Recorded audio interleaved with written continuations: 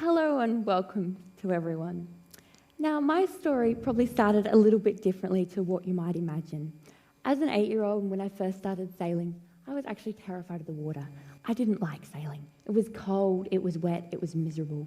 I was probably the last person you would expect to go and sail around the world. I was a quiet, shy, timid kid, not the sort of person you'd expect to do something like this.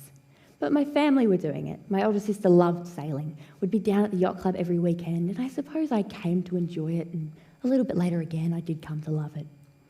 I was also terribly dyslexic as a kid. Couldn't spell, couldn't read at the time to save my life. Still can't spell to save my life. So Mum used to read to me all the time. She'd constantly be reading to me, trying to encourage and I suppose inspire me. I don't think she quite realised what she was going to do because she'd be constantly reading me stories about adventurers and sailors. And one of these books was by Jesse Martin, a young Victorian guy who sailed around the world aged 18. And this story sort of struck me because, yes, it was just another amazing adventure, but I realised in his story that he was just an ordinary guy. He was the guy who could have lived next door, and he'd done this amazing thing. And that just started me thinking, well, if he's done this, I was sitting there contemplating that I might not make it through the night. My life raft at this point came loose from its lashings in the cockpit. I had to wrestle it down below, and with that life raft down below, I knew there was no chance that I was going to launch it if my boat did start breaking up. And it was a bit scary and a bit strange to look back and go, I went completely rational.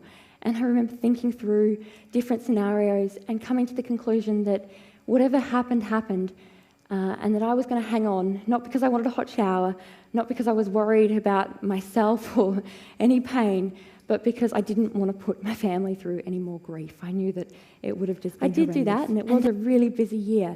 And the moment that stood out to me from that year was a girl I met, and she told me that she read my book, she'd been having a horrible time at school, she heard my story, read my book, and that inspired her to change schools and join the chess club.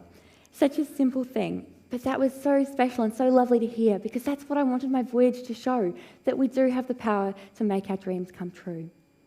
You know, there's so much inspiration out there. There's Instagram feeds full of it. There's inspirational quotes for miles. There's millions of them out there. And I think sometimes we forget inspiration's great, but sometimes it's more about making your dreams come true. Trust me on this one. Dreams are so much better when you're living them. So thank you very much.